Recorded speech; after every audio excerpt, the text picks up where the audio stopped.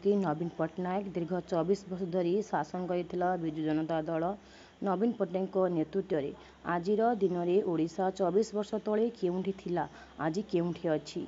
आज एक जुगर अवसान घटी। ओडिशार निर्वाचन फलाफल आसिबा परे मुख्यमंत्री नवीन पट्टनायक राज्यपाल को भेटी इस्तीफा देइछन्ति।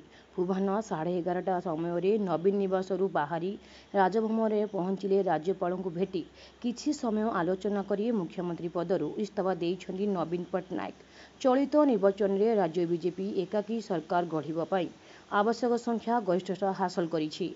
147 विधान आसनरू बीजेपी 78, बीजेडी 51, कांग्रेस 14टी हासिल करथिया बेले स्वाधीन 3, सीपीआईएम गोटे रे जीतिछि।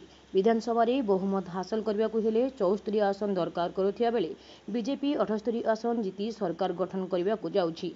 8 मल्लिकरू गोविंद चंद्र नायक को रिपोर्ट, आगामी टीवी।